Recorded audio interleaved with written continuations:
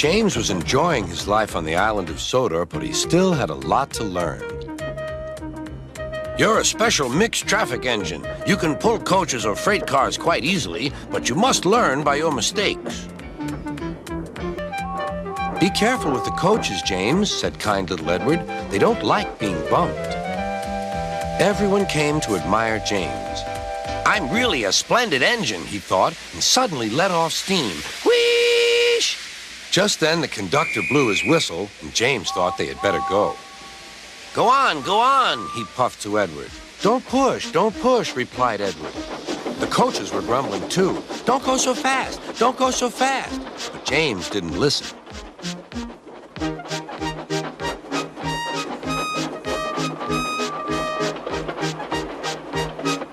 When at last they stopped at the next station, two coaches were beyond the platform. They had to go back to let the passengers out. Presently, they came to the station where Thomas was waiting with his two coaches. Hello, James, said Thomas. Feeling better? That's good. Oh, that's my conductor's whistle. I must go. And he puffed off importantly.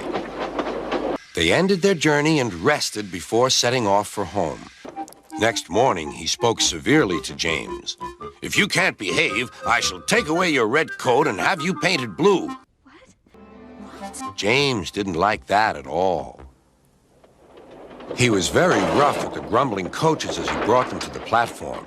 Don't talk, come on. Gordon never has to fetch his own coaches, he thought to himself, and he's only painted blue. To make James even more cross, this time no one came near him. I'll show them, he thought. They think Gordon is the only engine who can pull coaches.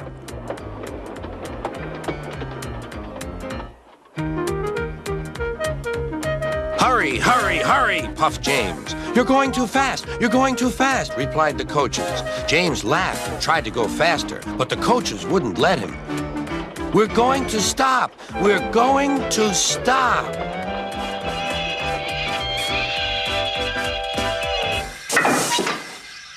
What's the matter? James asked his driver.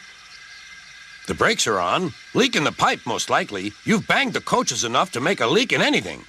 How shall we mend it? Said the conductor. We'll do it with newspaper and a leather bootlace, replied the driver. Well, where is the bootlace coming from? Asked the conductor. Ask the passengers, said the driver. You have a leather bootlace there, said the conductor to a smartly dressed man. Please give it to me. I won't. Then I'm afraid the train will just stop where it is. The passengers all said what a bad railway it was. Then they told the man how bad he was instead. Everyone was very cross. The only frozen heart around here is yours. At last, he handed his laces over. The driver tied a pad of newspaper tightly round the hole in the brake pipe, and James was able to pull the train.